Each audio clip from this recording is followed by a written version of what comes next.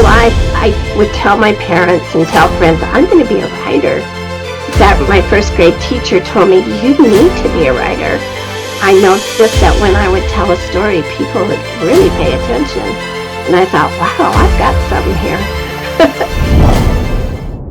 Hello, everyone. Welcome to the Author Spotlight brought to you by Apex Media Global. I'm your host, Monica, and I'm so excited to be sitting down with the creative and delightful Christy Webb.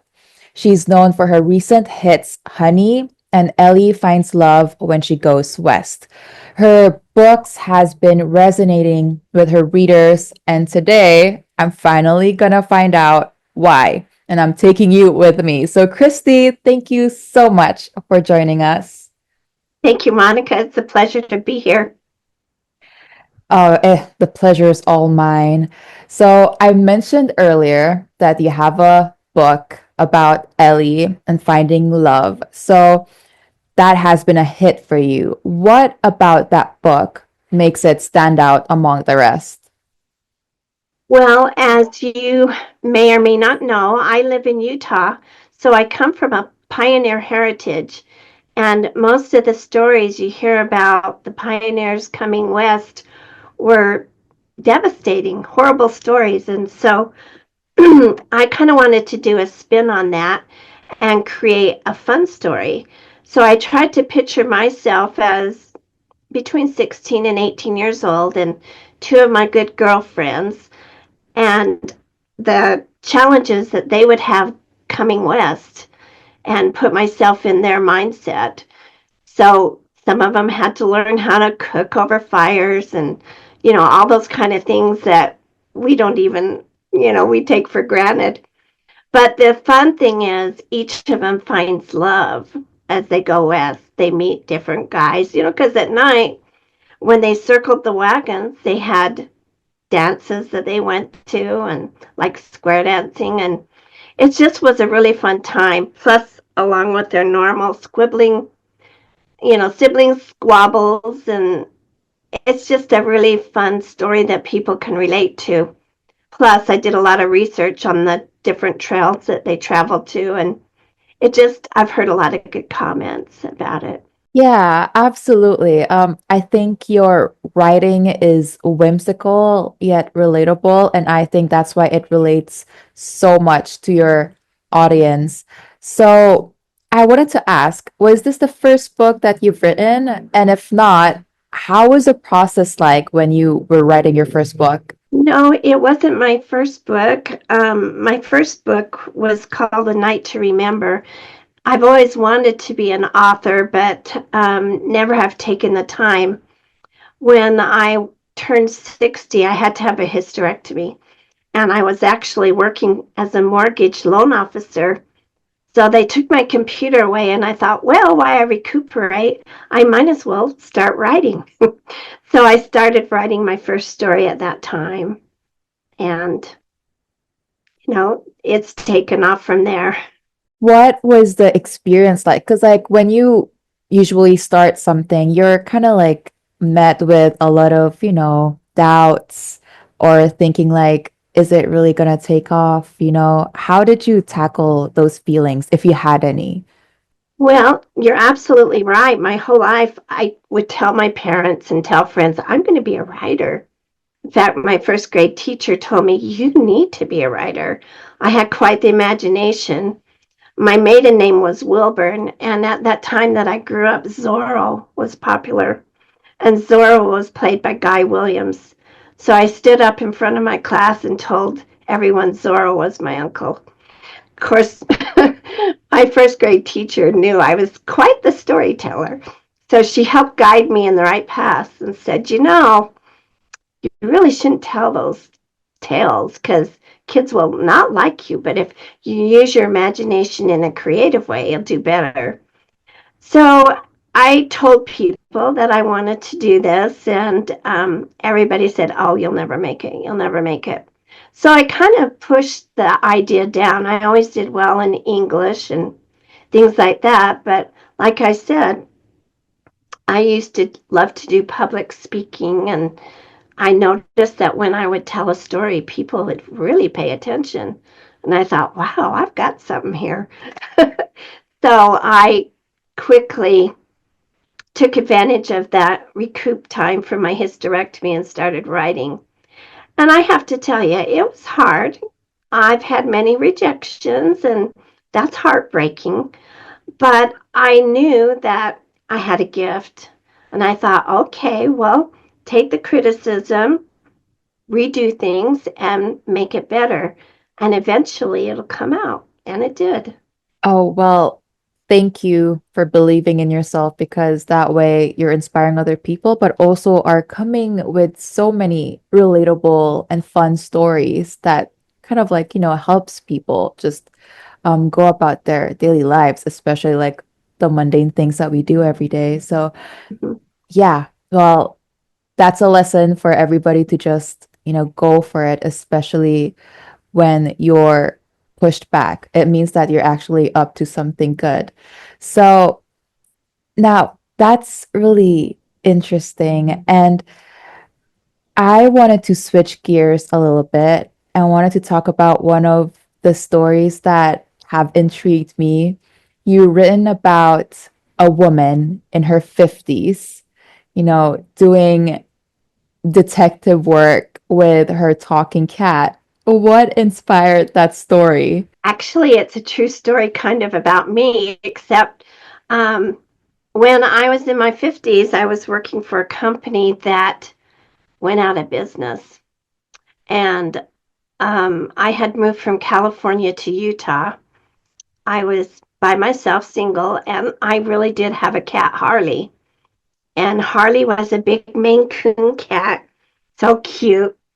He'd wait for the door for me when I'd get home. And one day I got home and I said, "Oh, Harley, I lost my job. What are we going to do?" And, animals really sense your feelings. And he would, oh.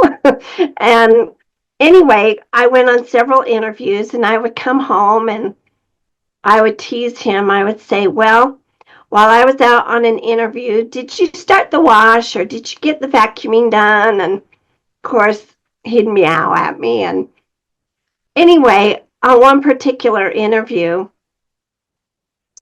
I was told, "You have so much good experience that we'd probably hire you, and as soon as you could find a better job, you'd leave." I heard that so many times.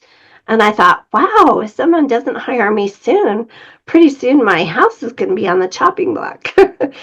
So, but anyway, I used that time to be creative. And when I'd come home for lunch or something after interviews, Harley and I liked to watch Judge Judy. And so one time we were laughing. I said, Harley, we should have been detectives. And he went, wow. So that's kind of where the story came from. And I thought, why not? Let's get us, we should have been detectives or, you know. So that's where that story came from. And Harley does not physically say words, but he's kind of like a baby. When your kids are growing and they have different cries and okay, that's a hungry cry or they need their diaper changed. Animals are the same way. And I have been told, Christy, you're an animal whisperer because I have a lot of animals that always follow me. I don't know where they come from, but they do like me. When I was younger, I used to be really afraid. But then as I got older, I realized they can sense that I'm a good person and they just find comfort in me. So that's where that story came from. And people loved it. Oh, that's so sweet. That's so sweet. You're right. Like, you're absolutely right that you have a gift because, like, the way you tell stories, even if it's verbal, like, people really pay attention. Like, it's so captivating. But that's so cute. How is Harley? Well, unfortunately, Harley's passed away. It was such a sad, sad time. He lived for 16 years, but he was my companion for so many years. And actually, he stayed until I met my current husband. And then it was kind of like he lived for a couple of months because he wanted to make sure I would be okay. And then I knew he was going to go, and it was very, very hard. But he said, "You can be okay." And I'm old and I need to go. So it was heartbreaking. That's where my two little Westies came. I always wanted a Westie. They're the cutest little dogs. So, yeah, it was very difficult because he was my best friend. And for many years when I was lonely, he was who I came home to. So, but he lives on. He lives on in my books, Yeah. and he's Yeah. still my little hero. That's so, yeah, I can imagine how hard it is losing a pet. I've lost some of my cats too, and yeah, the pain is they leave a hole, even though you get like more pets, it's never the same. And Correct. the impact they have on your life, it might sound silly, but it's immense. And I've observed how you are just so open to experiences and make it so fun and interesting. And I believe that's a gift that you have. And you just seem to never run out of stories. I think you mentioned earlier that you have like 90 published books. I How do you do. keep your ideas so fresh? Like, how do you keep coming up with ideas? Well, I loved to read growing up, and I loved really fun stories, and I loved something that had a magical aspect or a surprise to it.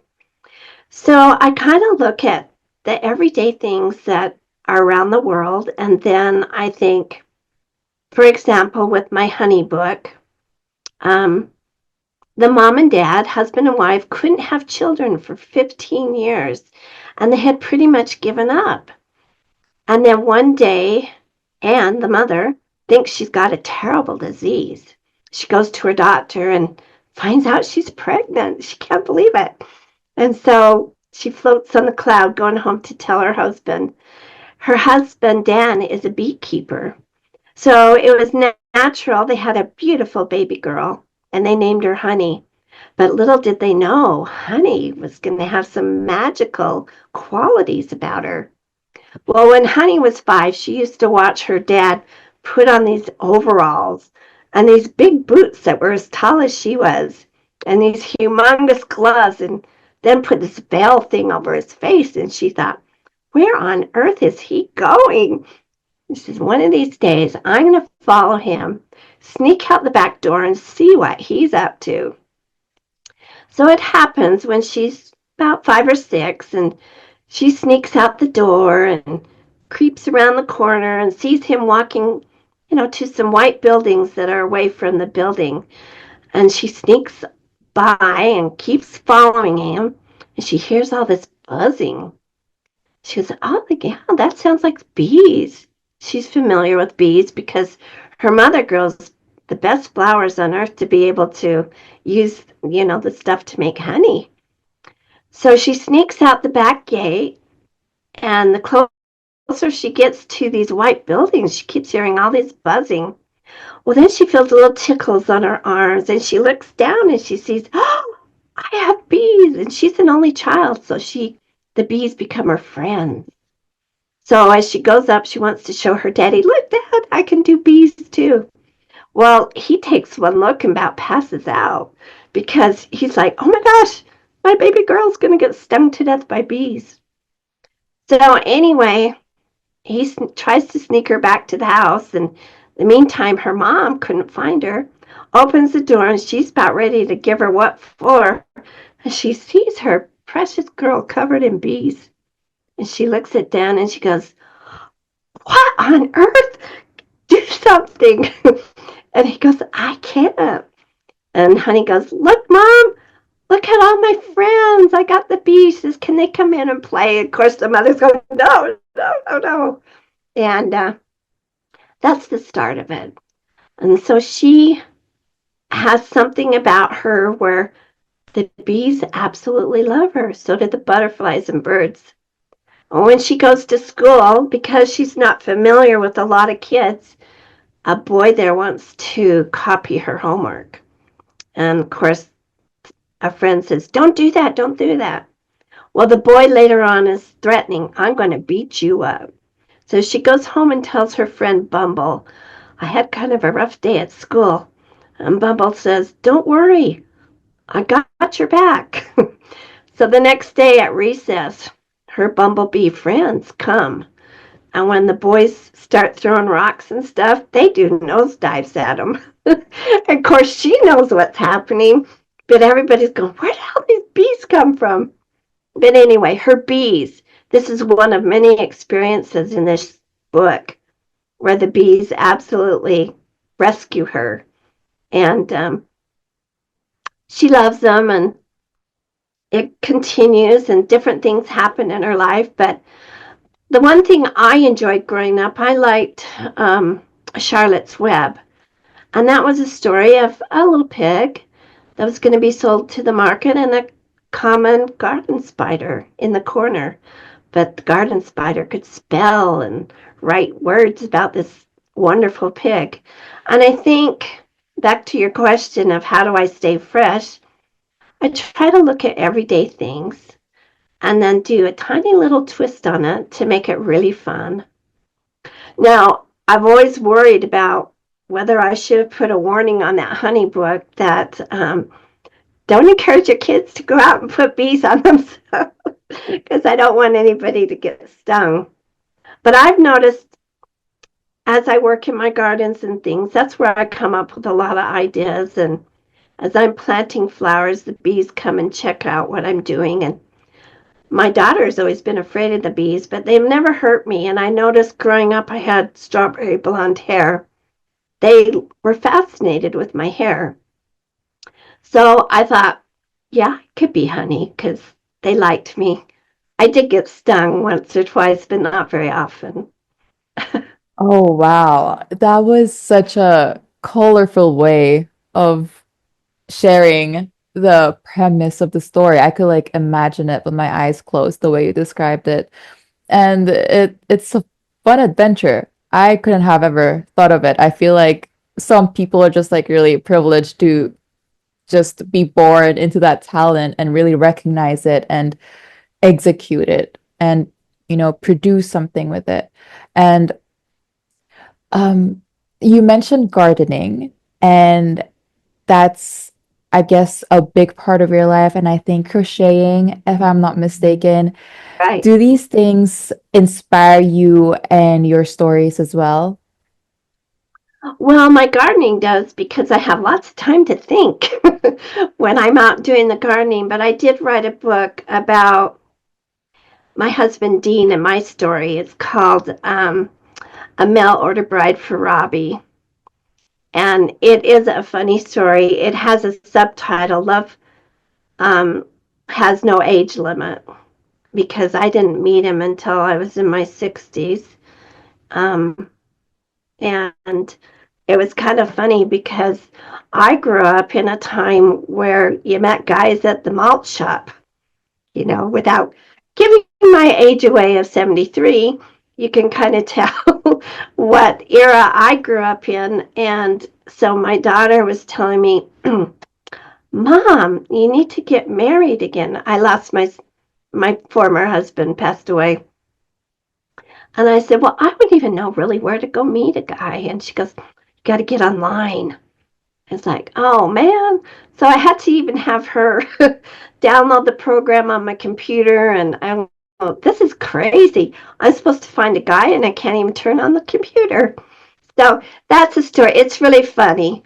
But in this story, it talks about how she goes on this dating website and she meets Dean. And that is truly how I met my husband.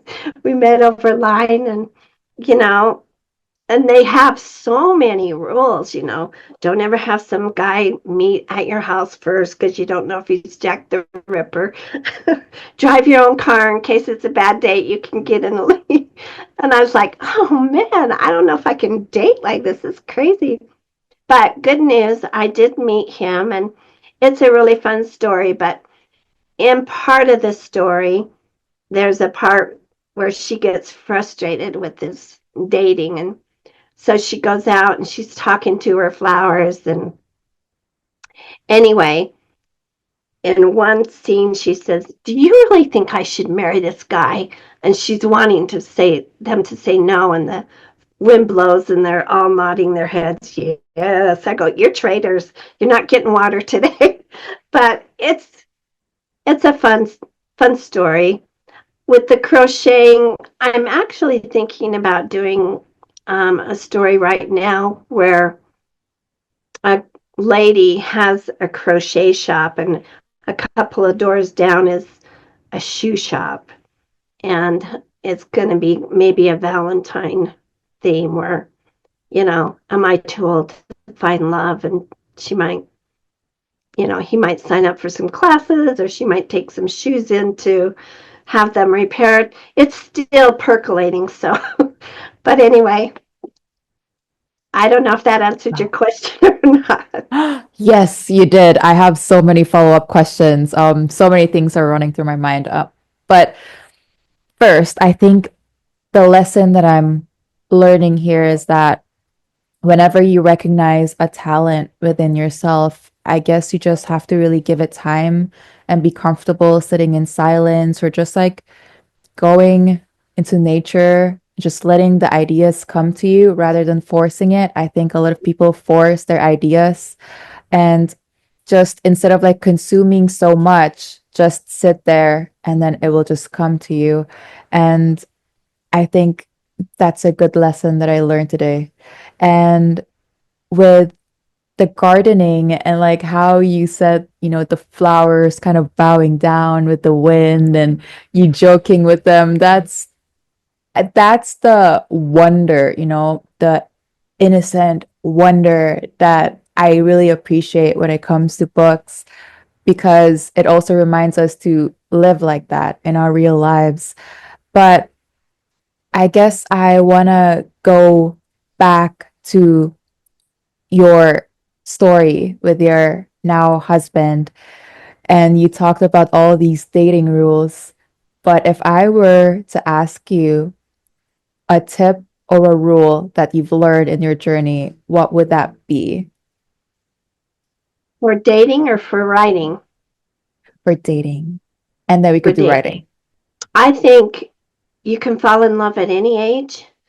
And the main thing is being yourself, being true to your values and what you want, and being honest. Don't be something that you're not, because sooner or later they'll find out, and then it won't work out. Um, I the one thing that's been really nice for me is I love people, and I was excited because he had 5 daughters, and most people would go, "Oh no," But for me, I thought, "Oh, good, more kids."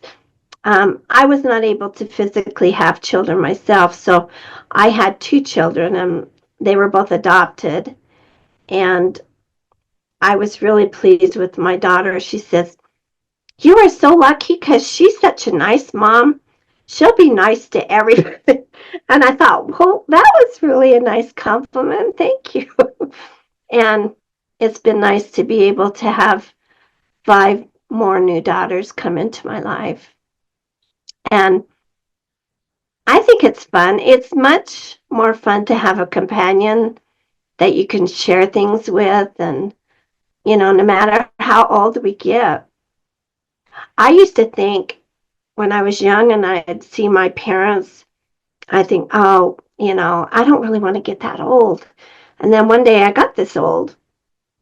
But the thing that I learned is that your spirit and who you really are doesn't change. Like many times I'd read books, and here I am in my 60s, and the book would go, "Oh, yeah, this lady's over the hill. She's in her 50s." I go, "Oh, yeah, that's right. Wait a minute. I'm older than that." And you forget. You don't realize that who you are inside stays, because sometimes I still feel like I could skip down the street. I just hope that my body would come with me. You know what I mean? Wow, thank you for saying that. um, I've realized as fast-paced and modernized our world is becoming, the more the younger generation feels like they're running out of time, the more that they feel like they have to chase everything and meet a deadline. But hearing you say that, I feel like it kind of brings peace to the younger generation to just like be, because you're not going anywhere and you're always going to be you, and you're not going to lose that sense of wonder, no matter how old you get. So thank you for Hmm. saying that. Sure. Um, now, you know, I want to switch gears and talk about Honey and all your other books and how it has been resonating with your readers. Do you have any future plans for them, or do you kind of like want to explore other stories as well, like the crocheting story that you talked about? Well, I've started a really fun series, getting back to the Ellie book. I've had a lot of requests for sequels to it, and I actually took a couple of classes learning how to get to be a good author. And they would say one of the things that you as an author need to do, you need to learn how to write to market. And what writing to market means is you need to discover what it is that people want to read. And that is tricky. You know, um, I'm fortunate to be in the genre of romance. Everybody likes a little romance in their life. So I just happened to one day be praying and contemplating on what I wanted to write, and a book came to me, A Perfect Mail Order Bride. And it's interesting because I wound it into my Ellie book. She ends up going to the same town where Ellie's family settles. And, but what I discovered is when it was published and came out, it just took off like crazy. And I thought, oh, wow. So I discovered the world really likes mail order bride stories. So I've written a ton, but I'm currently doing a series. It's called The Unwanted Mail Order Bride. And at first I did mail order brides for like Valentine's, St. Patrick's, those type of things. And then I thought, I've got to do one on what if you were a mail order bride and nobody wanted you? So I decided I'm going to go back to the 1850s in Sacramento, California. And I did a lot of reading on the gold rush, and there were a lot of orphanages at that time. Well, so this story comes about with this particular girl. Her orphanage closes. And so the orphanage tells them, all right, you guys, we've got to close down, clean everything up. And then all the girls that are older, we're taking you to a mail order bride auction. And so they get it there and they line up. And this mail order bride, her name is Hildegard. And so that's quite a mouthful. So she tells her friends, just call me Hildy. But here's the thing about Hildy. She's 6'5". She's huge. She's tall.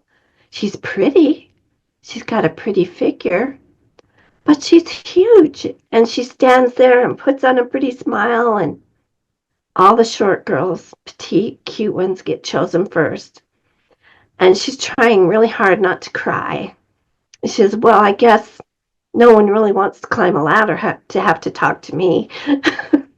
But anyway, what happens in this story is she's standing there, the auction's over, and she wasn't picked. And she's scared to death because she's only got the clothes on her back. She's got a little satchel with her that's got a nightgown and a couple of underwear, but she has no money. And she's thinking, what on earth am I going to do? Well, suddenly a wagon comes barreling, racing into the town. And she goes, good grief, if I don't move out of the way, I'm going to have more trouble than I've got already. So she jumps to get out of the way, and back then, the sidewalks are made of wood, and she picks up a million slivers in her hands.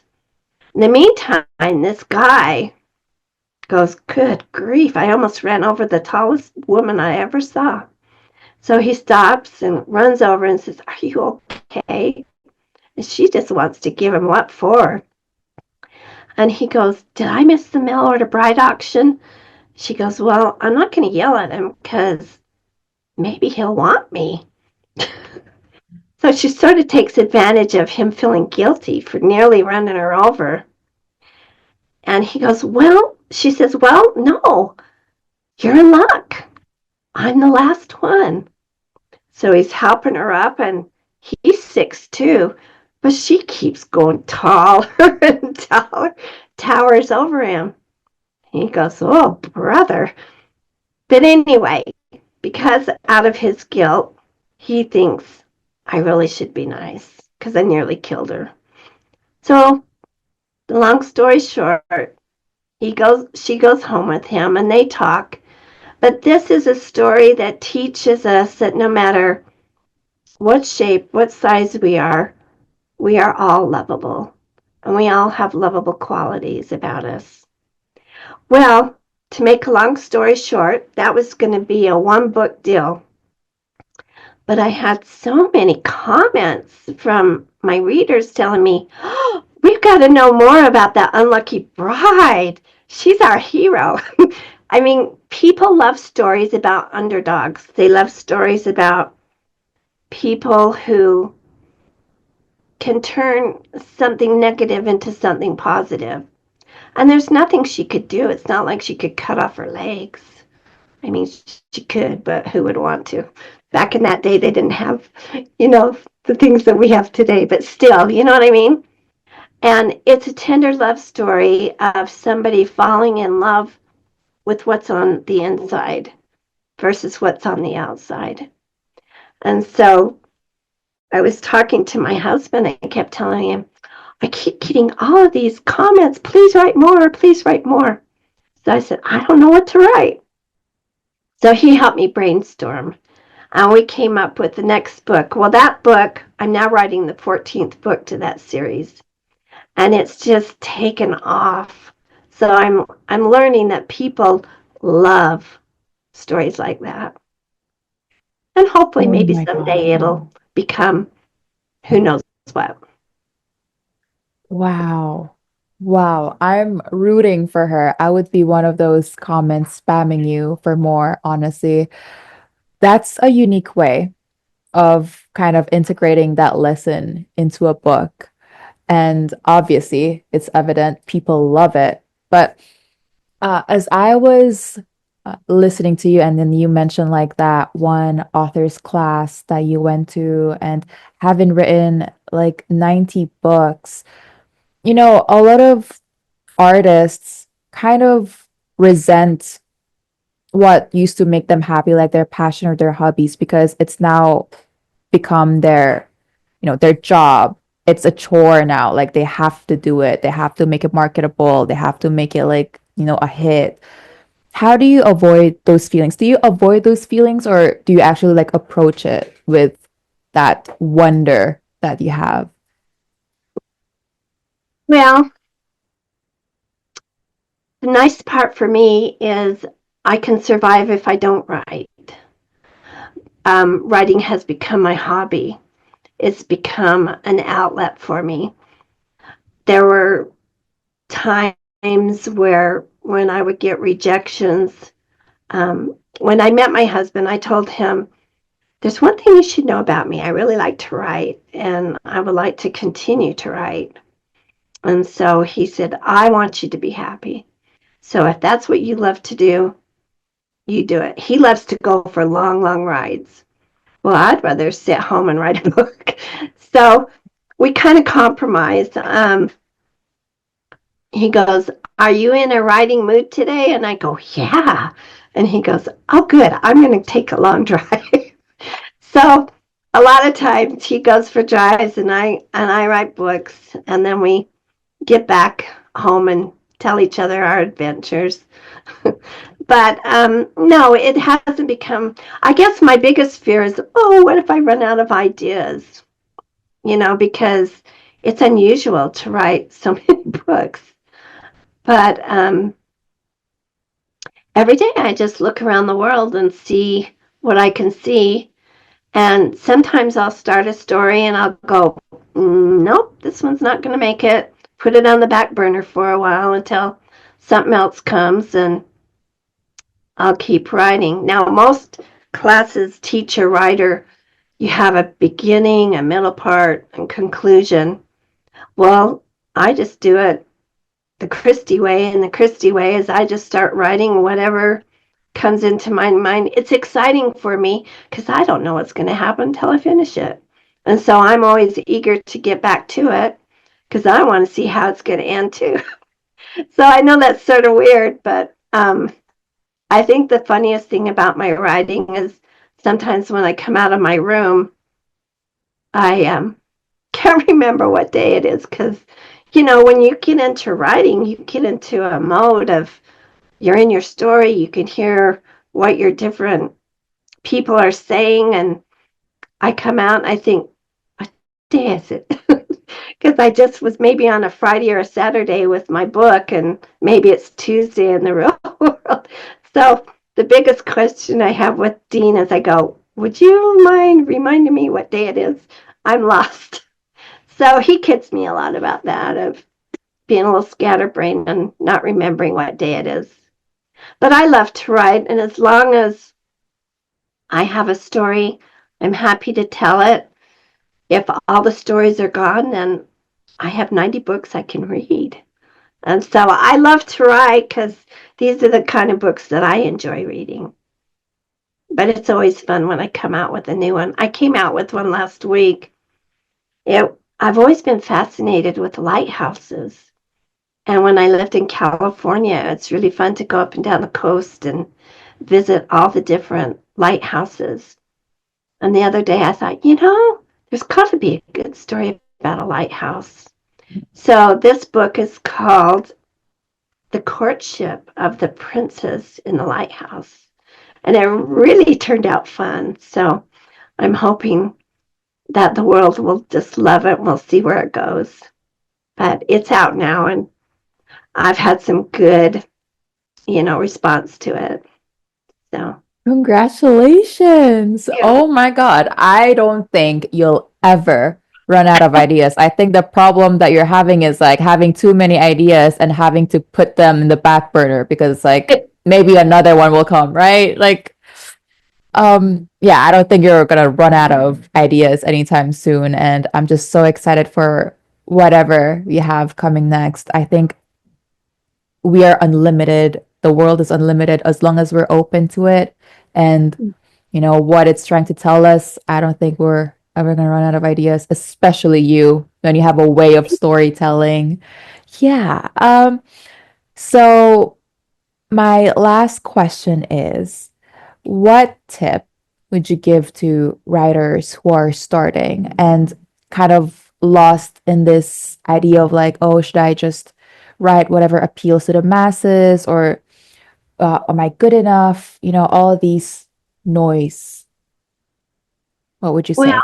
Well, I have had several people come to me and they tell me, I want to be a writer just like you.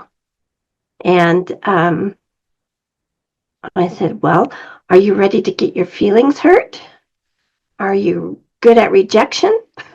Because a lot of times when you first start out, and I look back at my first books, and when I wrote them, they were the best ever. But now that I look back on them, I think, oh, now I can see why maybe they didn't take off like I wanted them to. And it all comes in it with experience. Now, the other thing is when I became a writer, no one helped me. When I would ask for help, if you want to be a writer, you need to figure it out yourself. It sort of made me mad. But then I thought, no, I'm just going to keep trying. And that's what I would tell people is keep writing. If it's really what you want, you will find a way to do it. It's taken me, I've been writing steadily for 14 years, but it's just within the past 2 years that things have really taken off. But I never gave up. And I thought, every time there's a class available to learn how to write or improve your skills, do it because you can never have too much information. And if that's what your dream is, go for it. Um, the neat thing is we all are unique. We all don't have the same thumbprint, fingerprints, and so we're all not going to write the same. That's the neat thing is you're really not competing against anybody because you're unique. You're you. You have your own way of writing, your own style, and people will fall in love with it, and that's the beauty of it. So that's what I would encourage. Wow.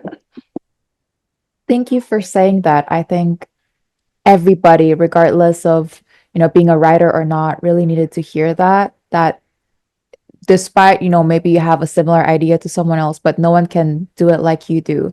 Like the way you write, it's the Christy way and it works for you. And for some, it might be a technical way, but you're right.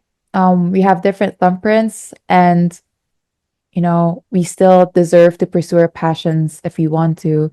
So thank you for saying that. Now, before I let you go, I have a special segment called the Web of Possibilities. Web with a double B. Got it. Possibilities. Yep. So I have three Yeah. possible scenarios. So I'm going to start off with I know you mentioned your Westies and that you love them so much. So, what if you discovered that your Westies could talk? What would you want to do with them, or what would you want to ask them?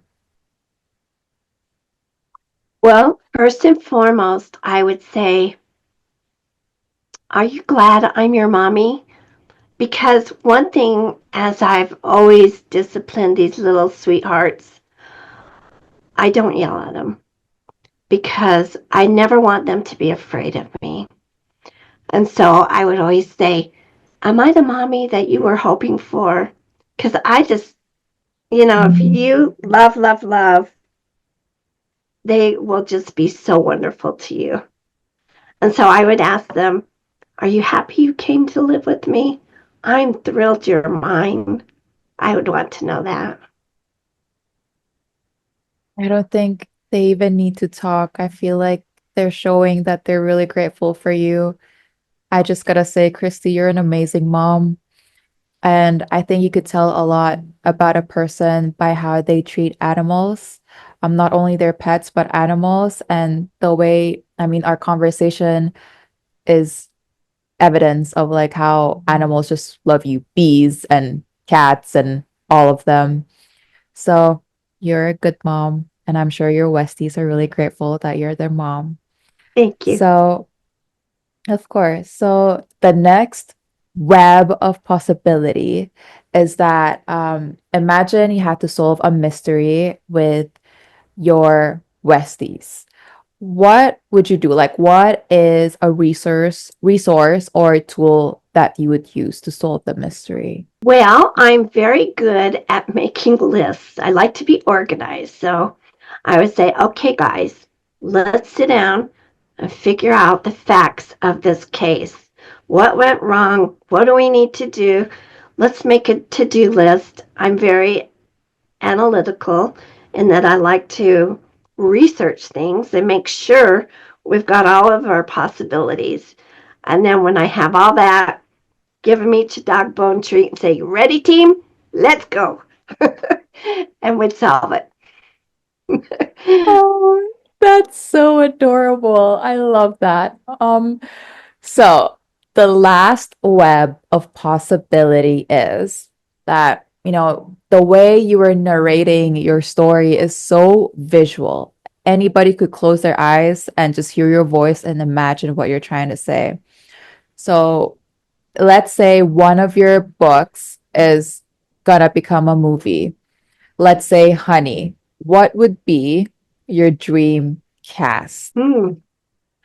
Well, I have to be honest with you and tell you I'm kind of out of the loop on the young people, but I can tell you back in my day, the person that I would love to play Honey would be Haley Mills. You know, the girl that played Parent Trap and Pollyanna, because she was so cheerful and happy and positive, and I loved her as an actress growing up. And so if she were still forever young, you know, in body, I would say, Haley Mills, let's get her. She is excellent. Oh, wow. But you know what? The production companies, I write the stories. That's what I do. And they are the specialists on, choosing. And I would say, please let me have a look at them and let me hear them talk. And I will know, I'll be able to feel the vibes of whoever they choose. And I go, that one. Oh, oh, wow. What a dream. What a dream. But Christy, thank you so much for spending your time with us and sharing a piece of your mind. It was so interesting. You've written 90 books. I won't stop yapping about it, but I believe that your story, Christy, is the most interesting one of all. So thank you for sharing it with us.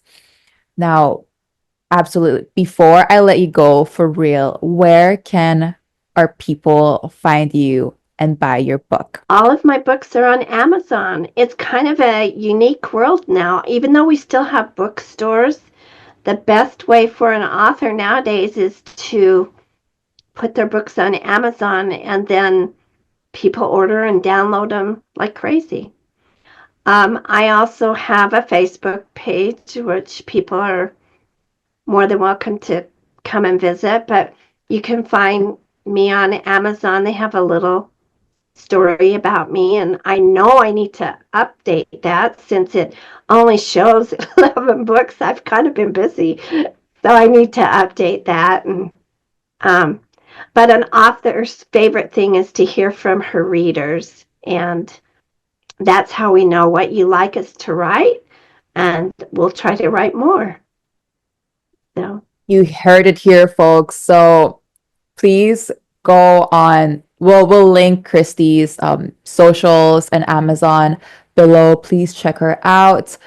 You already seen her. You know how wonderful she is in telling stories. I can't imagine just reading her book. So if you must, please check her books out. I can't just enumerate all 90, but I'm sure you'll find one that ticks off all your boxes. So, Christy, thank you so much again for sharing your time with us. And to our viewers, if you like more insightful conversations like these, sometimes you don't gotta meditate. You just gotta listen to some insightful conversation and the ideas will come. So, if you're interested in conversations like these, check our channel, like, share, subscribe, and all that jazz. And this has been your host, Monica. And until next time, don't stop pursuing your dreams like Christy. Thank you.